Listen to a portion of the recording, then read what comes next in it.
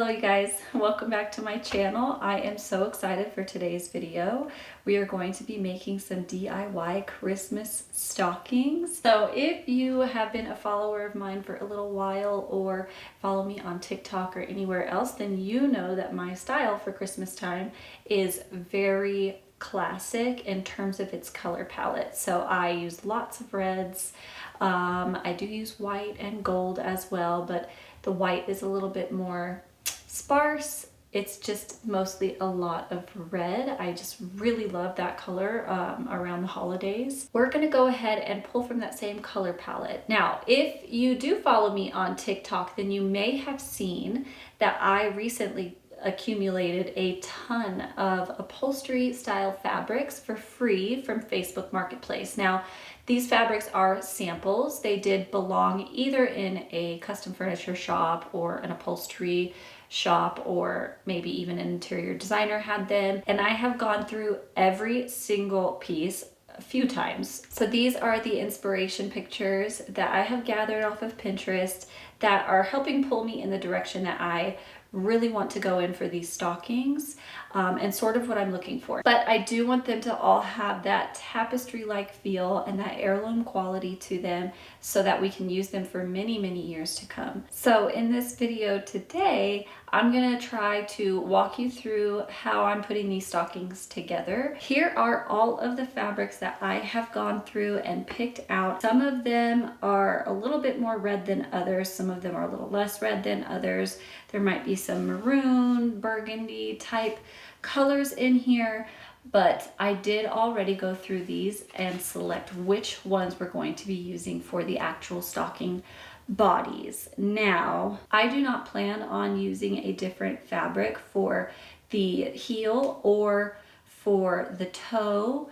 I want the whole stocking and its foot to be the same fabric, but I do plan on trying to play with a mix of patterns and use a different one for the cuff. Now, we might not have cuffs on all of them, but I do have a couple that I just really love the colors together, and I love the patterns together. Now, so that you can do this on your own, I got really lucky in getting a lot of these fabrics.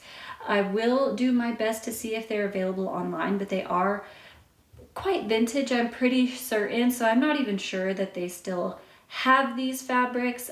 They could be discontinued in these styles, but I will do my best to see if I can find them, and if I do, I will link them below. So one thing that I will say, one tip that you can take home and do is, if you're gonna go to your local fabric shop, or even a big place like Hobby Lobby or Michael's, if that's all you have near you, or a local craft store, whatever you've got, and go and check out their fabrics.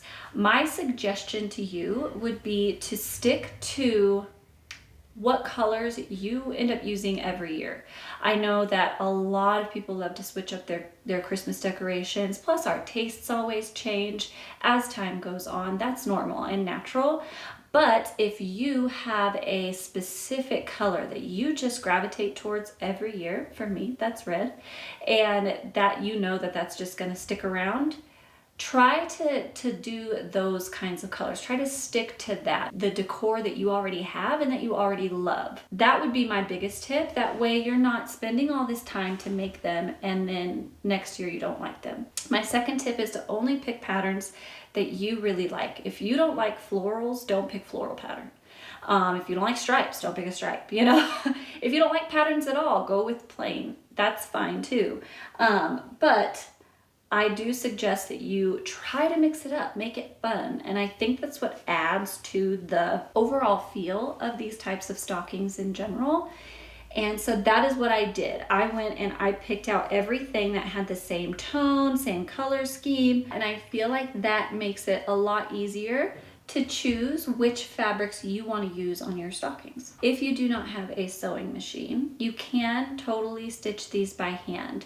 If you do not know how to sew, it's fine. Hand stitching, especially in the stitch that we'll be doing today, is really easy, and it works really well. It's nice and strong, so you won't have to worry about that too much.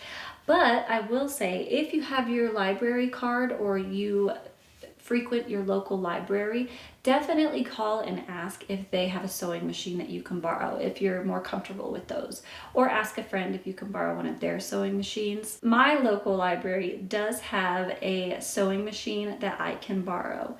I'm third on the list though, and I really need to start getting these done. So we'll see if it's available by the time that I get to the last stocking or maybe the last couple, but at least I know that I can sew them by hand, and so can you. So don't fret if you don't have a sewing machine. It's totally possible to sew them by hand. And I will do my best to show you how I do that. The next thing is I like a particular style of stocking. I don't love the ones that have the arch in the foot part of the stocking. I tend to like mine a little straighter and sort of dip down a bit. Now these pieces aren't super huge, they're just sample pieces, so I'll do my best with the template that I'll be creating to make sure that I get the look that I am going for. Here are the pieces that I chose for what I want the body of the stocking to be made from. So like I said, these were just sample pieces, so most of them are about this size. They're, I believe, if I remember right, when I measured them, about 17, almost 17 inches in length. And I want to say it was like 13, maybe a little less. They were hung on rings. So they do have grommets that I have to account for as well. And I do not have the same fabric for the front and for the back of each one of the pieces for enough of making a front and back stocking.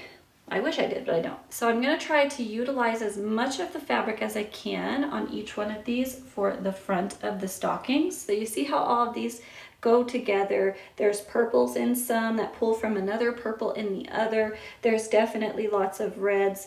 There's lots of little bits of a yellowy gold thread or pieces within each one of them, and so that way they all sort of go together even though they're different. Burgundy, almost oxblood type color for the backs of each one of the stockings. I just think that this color goes really well for all of these.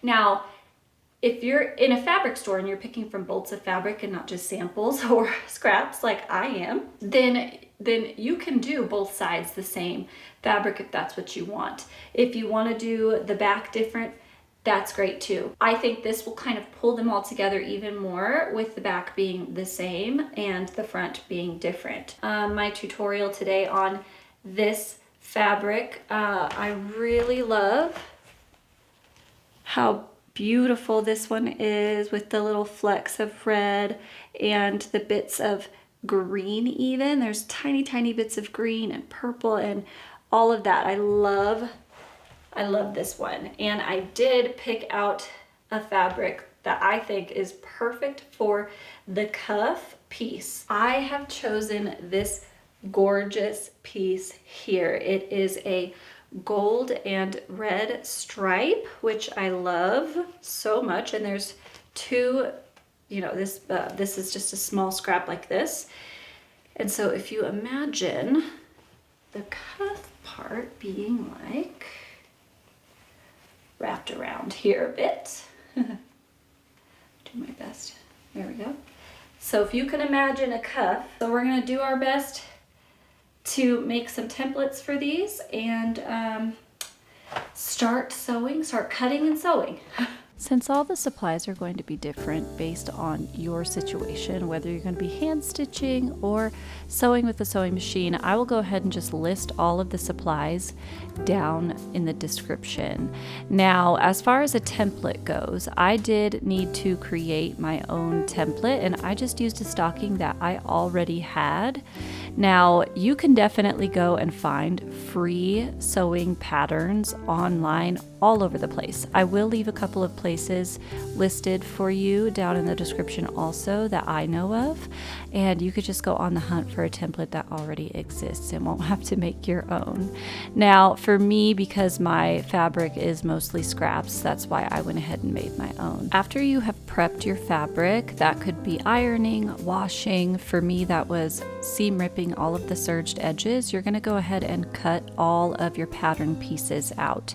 I'm going to put a cut list on the screen. Feel free to pause.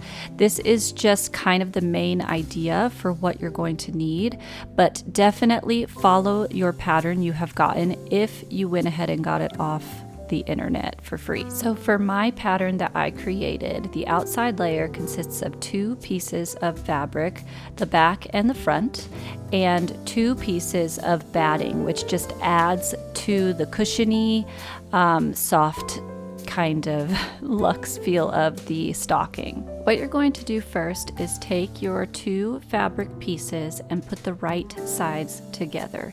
Now, for those of you who don't know what that means, there is a right and a wrong side to fabric, and it's usually really simple to tell. Whatever side faces outward, that pretty side, you're going to put both of those sides together, and then you're going to sandwich them in between the batting pieces. So essentially your pieces should be layered batting, front piece, back piece, batting, and they should all be going the same direction. So if you've got those 2 right sides together, then everything should look just like mine. Next, we're going to go ahead and stitch all along the outside edge of the fabric.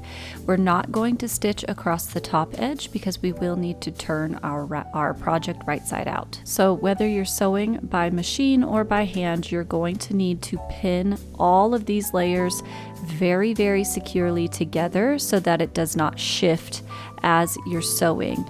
And I mean everywhere. All along the edge, all along the body, everywhere. I did not do that on my first one, and mine definitely shifted. So please pin way more than I did. If you're sewing with a sewing machine, you can go ahead and go sew all along the edge or wherever your pattern indicates, and then come back when you're done.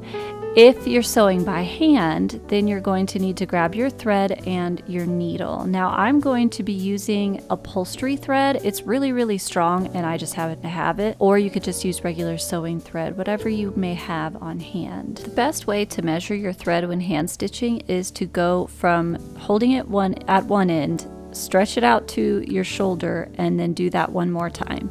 And then go ahead and cut your thread. So 2 arm lengths of thread and then cut. The thread is a lot more manageable at that size and you have a lot less tangling as well. I have an upholstery needle that I started to use right at first, but I did later find my stronger straight needle. So it doesn't really matter as long as the needle will go through all of the fabrics really easily. Now I'm going to go ahead and teach you how to do what is called a back stitch by hand. It's super, super easy for a beginner to learn, and it's really nice and strong, and it kind of mimics a sewing machine as well. Definitely make sure you take your time with this stitch as you start. But yeah, it's really, really easy. So once you've got your needle and you've got your thread, you're going to first start by making a knot at one end of the thread. Now I did try to zoom in so that you could see this as best as possible as I start stitching. So at one end of your thread, you're going to make a knot. Now I do this 3 times, making sure to get my knot in the same spot so that it's a little bit of a thicker knot. This may be overkill for my fabric, but make as many knots as you need to so that your thread isn't going to pull through your fabric. Sometimes it just kind of depends on the fabric. Once you have your knot, then you're just going to go to the other side of the thread and thread your needle like normal. Now you're going to want to try to sew as straight of a line as possible all the way around, leaving the same amount of seam allowance or edge between the edge of your fabric and your actual sewn line. Now, for me, I had to move the pins so that they were kind of out of the way. So if that's the case for you, do the same. And an easy way to make sure that you're sewing in a straight line is to mark that line. So give yourself a nice edge, mark your line, and then you can start sewing along that line. I sew a lot by hand, so I tend to not make a line, but if that makes it easier for you, please do that. The better and straighter your line is, the better your project will look when you turn it right side out, and it won't be all wobbly and wavy. So we're going to be coming from the back side of the fabric first and pushing our needle through. You want to make sure not to go too close to that top edge. You want to give it just a little bit of space so that it's not going to come undone. So you're just going to pull your thread from the back all the way until your knot reaches the batting. Now, if you made your knot big enough, you won't be able to pull it through all of your layers of fabric, but this is exactly how you want it to look right as you start. And then all we're going to do is come down in that line that you drew, or, you know, if you're just not doing it without a line because you're a rebel like me, you're just going to come down a little bit. Now, the longer you make your stitches, and the more space that you have, the easier it would be to seam rip them. And the closer together, the tighter it'll be, the harder it will be to seam rip. So I like to make mine about, I don't know, maybe 1/4 of an inch or so down. And sometimes it'll vary because obviously this is by hand. I'm not a machine, so it's going to be a little different with each stitch. But I do try to keep it as consistent as possible. And I do try to go straight through the fabric every time.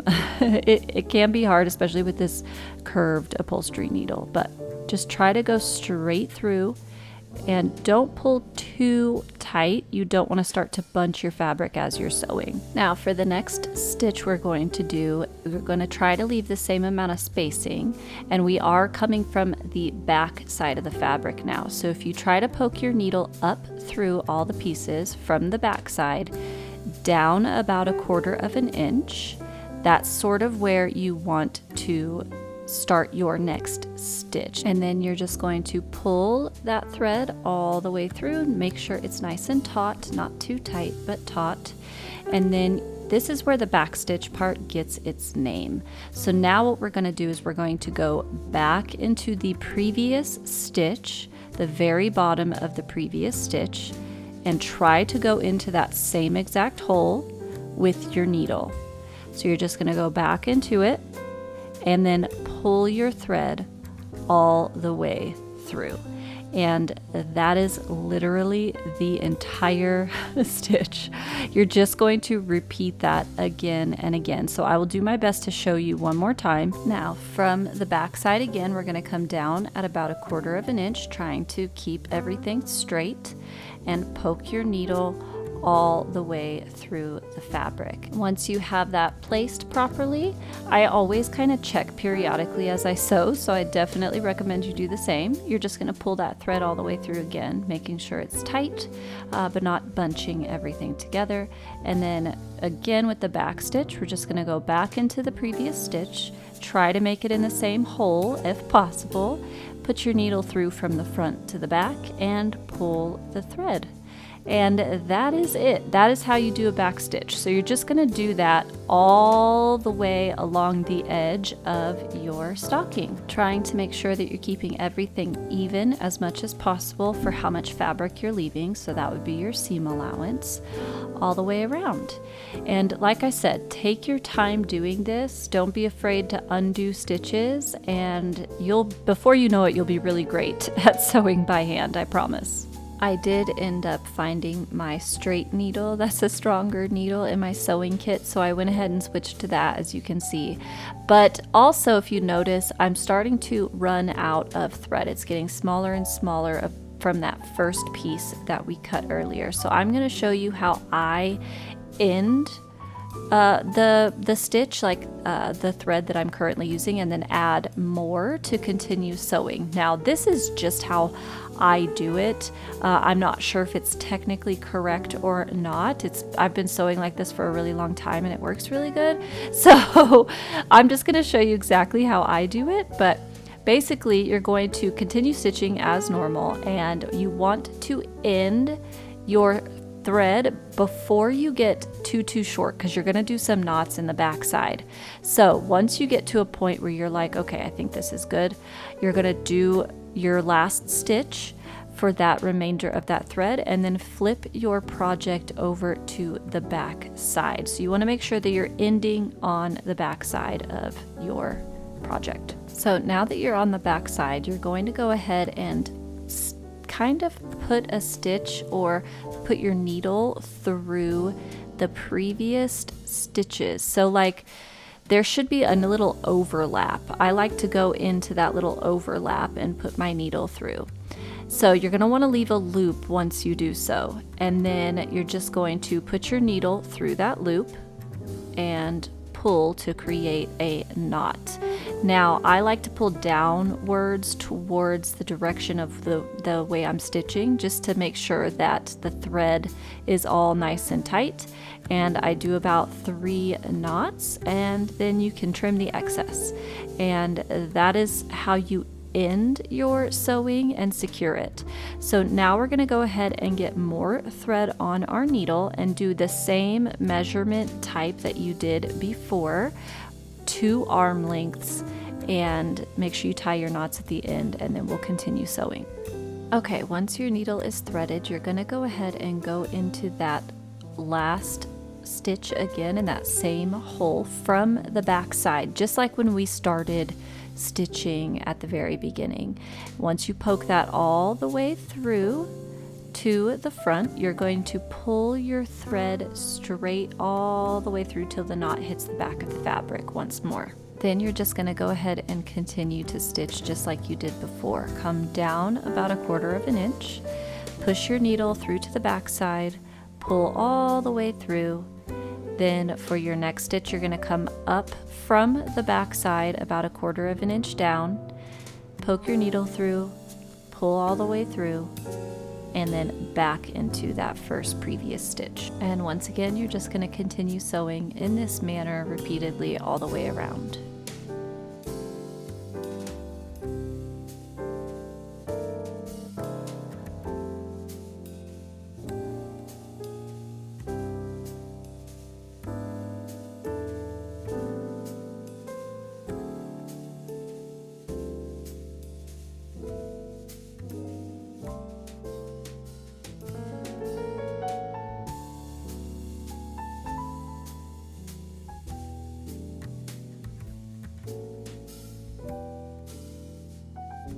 Once you're done sewing, you can go ahead and take all of your pins out, and only trim if you have a crazy excess amount of bulky fabric left on the outer edges. Sometimes I do that, sometimes I don't. So it just kind of depends on how big of a seam allowance you did.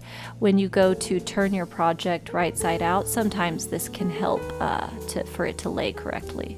And now we're ready to turn it right side out. So you just want to kind of put your hand in there and turn it right side out. I mean, there's no magical formula or anything, but you want to get it all the way turned out. Try really hard not to pull your seams too roughly, but they should be fairly strong. If you did the stitch right, it should work out okay.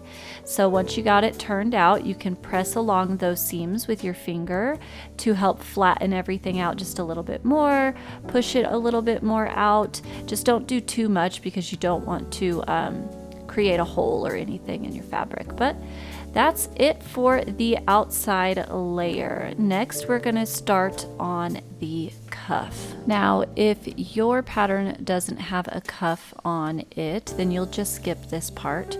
But for mine and the one that I'm doing, I want to have a cuff, and I'm going to use this strip of fabric here to create my cuff out of. Now, I'm going to go ahead and put the cut list back on the screen. Remember, follow your pattern if you've gotten one from online. But if you're creating one of your own, like I am, then this is just a general guideline. Now, depending on how big your fabric is, you might be able to get one whole strip out of it so that you have 2 strips essentially for the front of the cuff and the underside of the cuff. Now for my piece, I actually have to cut this in half and make it a long enough strip. Now, since mine isn't big enough to have the front and the underside be the same fabric, I'm actually going to choose to use the same fabric I used for the back of my stocking for underneath the cuff. I did make sure to go ahead and cut all of the pieces from this fabric that I would need for all the rest of the stockings before making this decision. So if you are using scraps like me, definitely do that for sure. So again, with my piece of scrap fabric, I had to cut it in half in order to create one long continuous strip, because with it being how it was before, I had just barely too little in order to go all the way around without squishing the entire top of the stocking. So now all I have to do is sew both of these pieces together so that I can have one nice long strip. So some patterns will have seams on both sides of the cuff, just like on the stocking, and that's why all the cut lists could be different on how many pieces you would actually need for each portion. Now for my pattern, I guess you could say, that I'm creating, I just need 2 very long strips to cover the outside and underside of the cuff. So yeah, like I said, it just kind of depends on your pattern.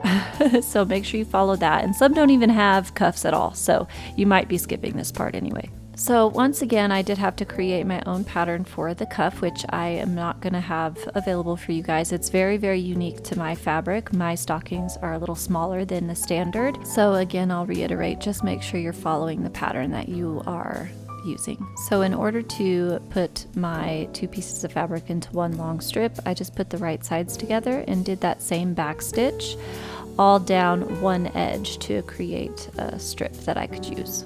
Once you have both strips of fabric cut for your cuff, you're going to put the right sides together, pin so well again, and then sew along one of the long sides of the fabric. And once again, you're just using that same back stitch from before to sew this edge if sewing by hand like me. Once you're done sewing that edge, you can pull your pins out and unfold your 2 pieces, and you now have the front and underside of your cuff. Now you can go ahead and iron this seam once you kind of fold them how they're supposed to go. That will make it a lot easier when you go to sew the other end of the cuff. But here's what it looks like, the underside and the top. Now make sure when you go to sew the other edge that you really line these up as best as you can and pin really well. You want to make sure that this cuff does not shift, and then you just sew along that short edge again, leaving the top longer edge alone, and then you'll be able to flip it out. It should be like a ring. All right, and once you've done that, it should look just like this. Nice and sewn with clean edges on the sides and the bottom edge of the cuff. Moving right along to the inside lining of our stocking, I'm just using an old linen tablecloth for the inside of mine. I never used it, so I thought I'd use it for this project instead. Now you're going to need 2 pieces of this fabric from your template or pattern that you're using. Just like the outside lining, you're going to sew all along the edge. The only difference is you're actually going to leave a gap along the toe. Now I will explain why that is, but you're definitely going to need that gap, and do not flip this one right side out. So the final piece of our stocking isn't very large, so you're just going to need a strip of fabric, or again, whatever your pattern you're using says. Now I used the same striped fabric as the cuff, and I really wanted to switch up the orientation of how the stripes sat. So if you could see the difference between a vertical hanger and like a horizontal striped hanger, I just thought that added a little bit more interest. So we're just going to go ahead and take that fabric piece, cut however much you need from it, and we're just sewing it into a tube to make the hanger. Once you have your fabric strip cut out, you have 2 options. One is you put the right sides together and you sew along that edge, and you make a tube that you have to turn out. Now that's kind of hard sometimes. Like my fabric here, I tried that, didn't want to turn out no matter what trick I used. It just wasn't working and the fabric was fraying. So I'm going to teach you a different stitch that's really easy as well, and we're going to sew these wrong sides together.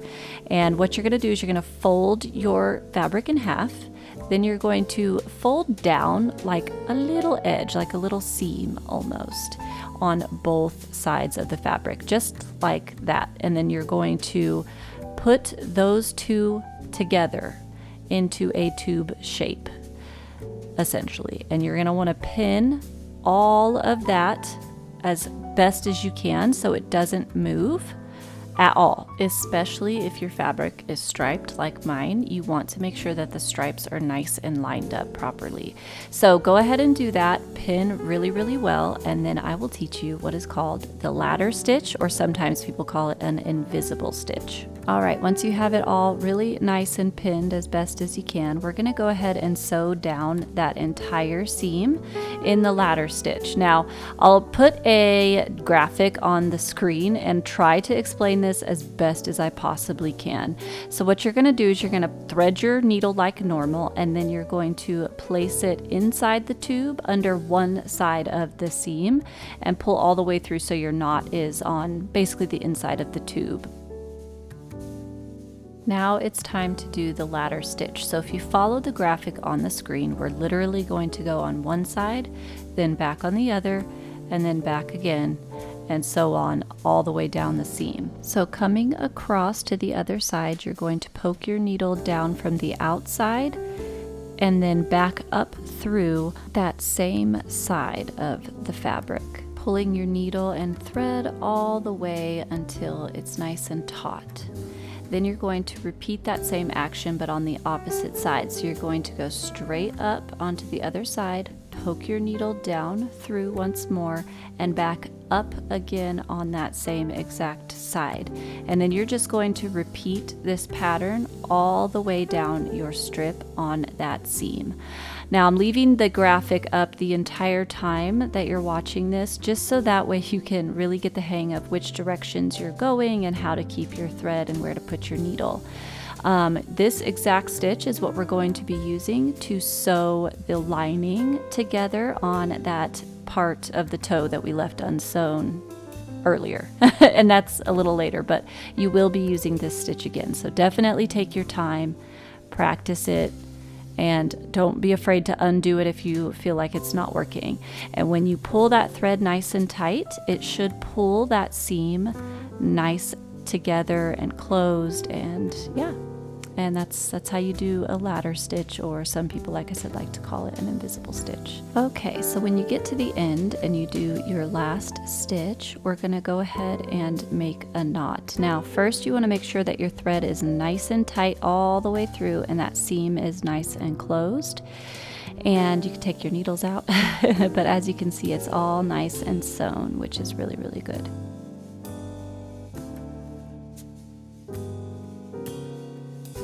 All right, so how I like to knot this is I kind of go back and I find one of those bars that come across from one side to the other, and I put my needle through there and then just make a knot just like before, where you leave a loop and then you tie it. I do this about 3 times, making sure it's really, really tight and secure, and then you can cut your thread.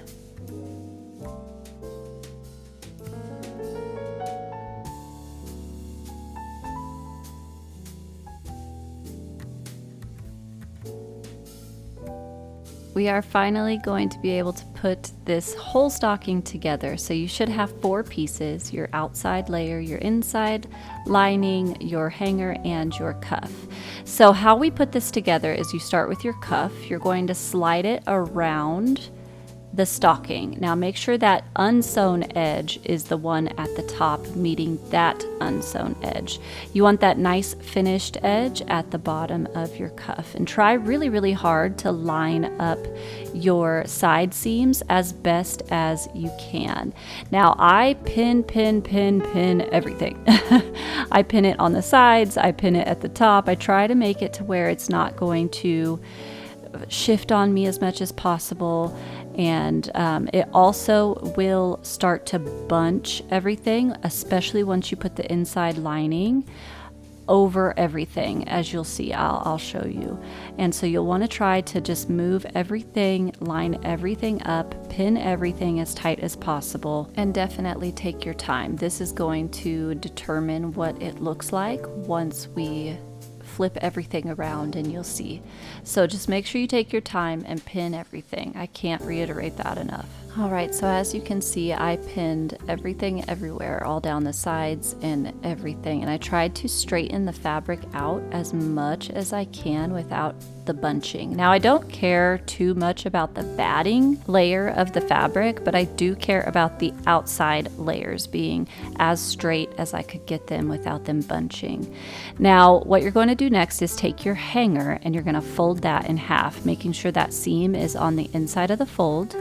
And then you are going to pin that on the side of the seam, so the heel side of the seam, and you want the unfinished edge of your hook to be against the unfinished edge of the top of your stocking. And then I just pinned this again like crazy. It does make it a little hard when you're trying to find the pins later after you're done sewing, but it's well worth it, trust me, to make sure nothing moves as much as possible. So just pin, pin, pin. It's a lot of layers to go through. Now, once you've got that pinned and you have everything lined up the way that you want it, we're going to put the inside lining over everything.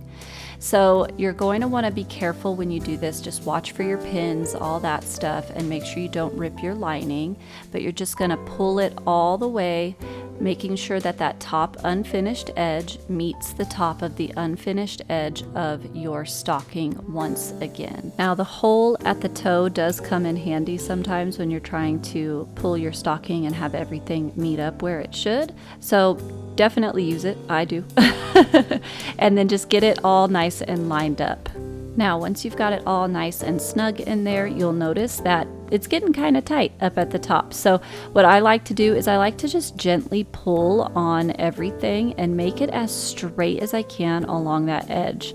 You'll want it to not bunch up as much as possible, and then just pin like crazy all around. And then we're going to basically stitch all of that entire edge all the way around. When I start to stitch the hanger and that entire seam, I do kind of do a few stitches in that same spot just to make sure it's really, really, really nice and secure. You definitely don't want to fill your stocking and then the hanger just pop right out. That would be horrible. So I do a few stitches there, and I also do a few stitches on the seam of the opposite side of the cuff as well. Here is what it looks like after I've gotten everything pinned as securely and as straight as I could possibly get it. And once again, you're just going to do that back stitch.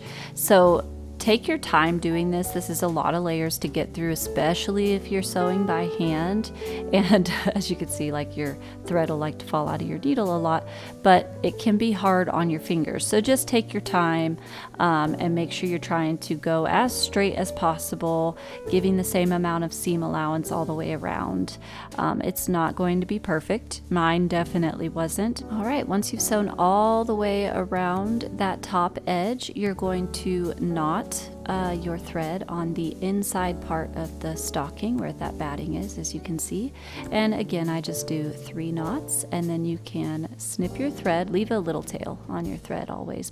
And then you're going to go ahead and remove all of the pins, the ones you can currently see first on the outside here. Now, if you've been wondering why we left that hole in the toe in the lining, this is why.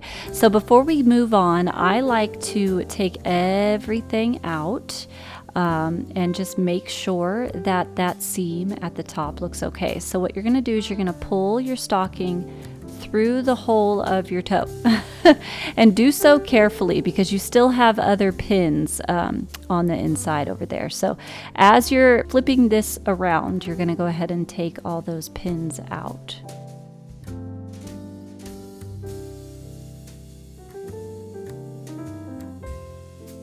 Now, what I like to do before I sew the toe closed for the lining is kind of shove the lining down inside the stocking so that I can see how that entire edge that I just sewn looks. And sometimes there's little straggly strings. By the way, I just trim those off. That's just from the frayed fabric of the lining.